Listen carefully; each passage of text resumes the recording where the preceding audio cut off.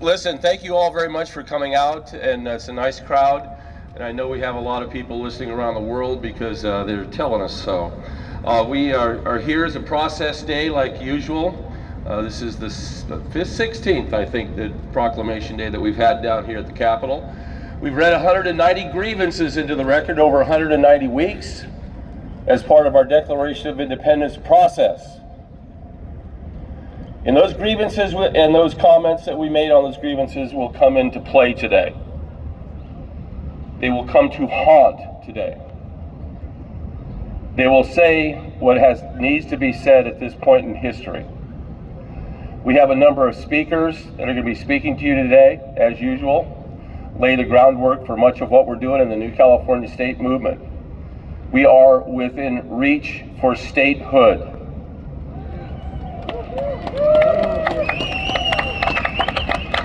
There's a lot of denial in the building behind me, but there's also a lot of people going, it looks like this is going to happen. And before I get too far down the road, I want to say that this process of statehood, new statehood, old statehood, is all about making California great again and making the great new California state. This is not a zero-sum game. This is not where California loses and New California wins. We both win, the nation wins, the world wins. Amen. We are here to restore liberty, freedom, and justice for all constitutionally. We are a constitutional movement. We are not a political movement. We are not politicians. We are following Article 4, Section 3 and 4 and Article 6 of the Constitution for statehood. Listen, it has been done 50 times before. It's going to be done one more time here in the next couple of months. And you'll see how it plays out. In a little over a week, we'll be going to our 13th Constitutional Convention, and we will be putting out to the world our Constitution for the new California state. Built upon the foundations of the United States Constitution and the 1849 Constitution of California. We're rooted very deeply in that. And in those constitutions, it says a lot about humanity that we carry over into our Constitution. One of the most important things it says about humanity, and I don't want to be pulling any punches here, it says in both of them, all three of them, there will be no slavery. There will be no slavery. There will be no slavery any longer in California, nor in New California. New California and California will lead this nation in the anti-slavery, child sex trafficking beat, if you will. We will put an end to this in our lifetime. As we have found out, slavery never stopped after 1865. Over 500,000 men and women died in the Civil War. Today we stand on the brink of the Second Civil War. Could be days, could be weeks, could be someone screwing up with a gun. It could be anything that could trigger it. Why? As you're going to find out today, there are people who want this to happen. Just like there were people who wanted it to happen in 1850 when California became a state.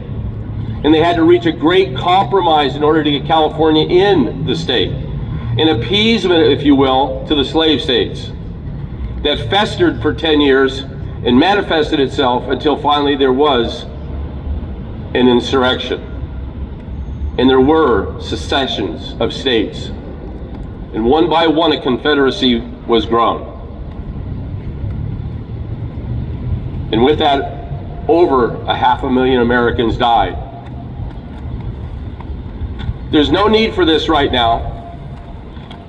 What you're seeing is very well orchestrated, very well timed in history, and they are not relenting. Quick action by the president has saved us so far. And as we go through our list of items today, quicker action needs to happen. The stars are aligning, ladies and gentlemen. God has his hands on all of us. You are the chosen ones to be here to hear this. Even the ones in the Capitol are the chosen ones to be here at this time. I hope and pray for their souls. Amen.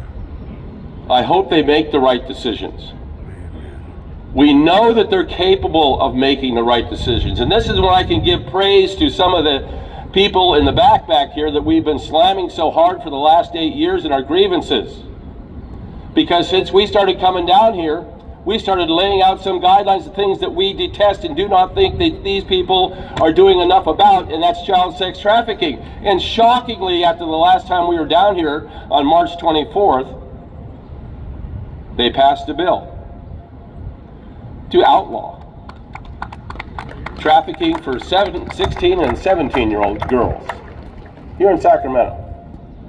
Now, I know people are running around, and they were dragging and kicking their feet and stomping because they had to sign it.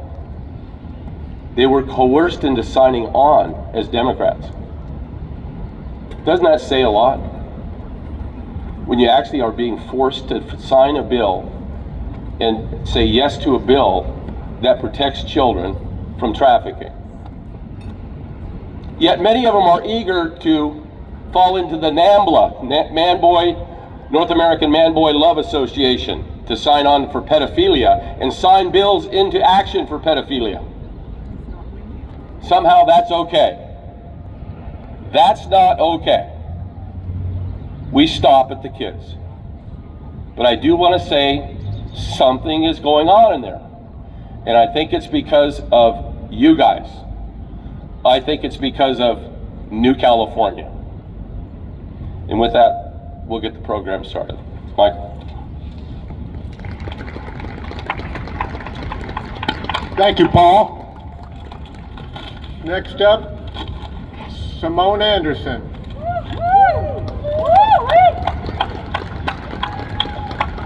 Hello everyone, and thank you for coming today. It's really good to see some familiar faces and a lot of new faces. Welcome everyone.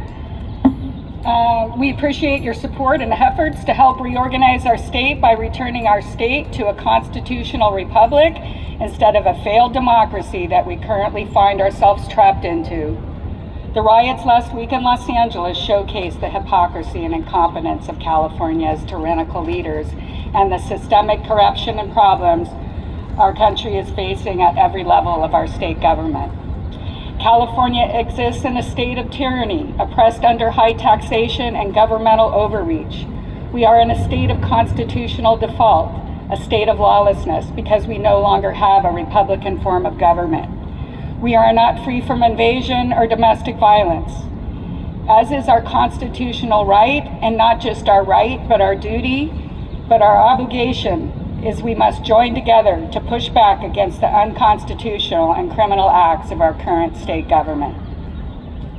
New California has a vision to peacefully solve these problems that challenge our way of life, our economy, and our safety. We offer the two-state solution to the problems we face as a bankrupt and failing state. Some may doubt our intention, others may challenge the legality, others may mock our efforts, yet they fail to offer any solutions themselves. Change is inevitable, and change is here right now.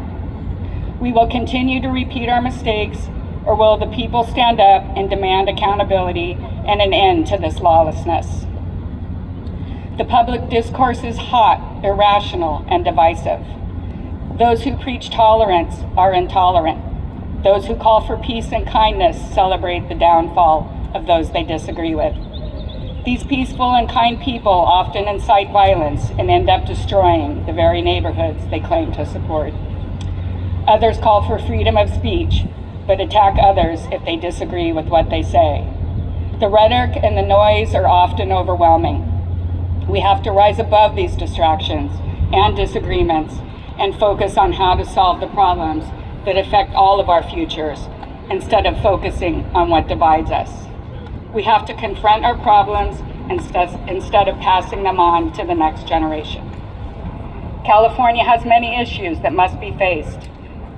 One of the state's most serious problems is rarely spoken of, often overlooked, and definitely not understood by the general public. This dark secret is that California is one of the biggest human trafficking places in the world. In 2025, there are men, women, and children who are being bought and sold right here in California.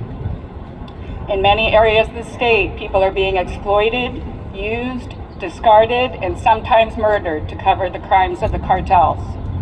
Some people are from poor countries all over the world. Others are missing children and fellow Americans who have been sold into human bondage and sex slavery. What's even more disturbing is that the current California government is complicit in these crimes against humanity. They fund the NGOs and government entities assisting with the human slave trade and protect the cartels that have taken over our sanctuary cities.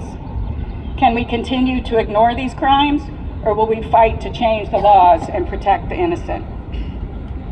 Society and the media can make people feel isolated or helpless to confront the injustices and evil that they see in the world. It's days like this that remind us that people do care, that they are concerned, and they want to make the world a better place for themselves, for their families, and their neighbors.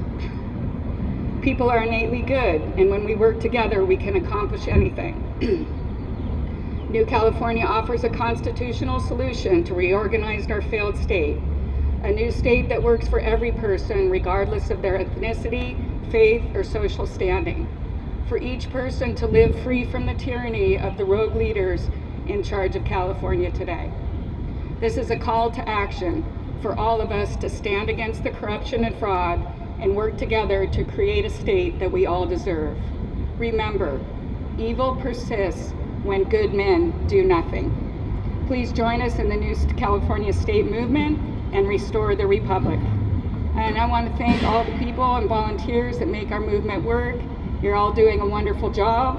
Let's continue to work together to become the new state, the 51st state, New California. Thank you.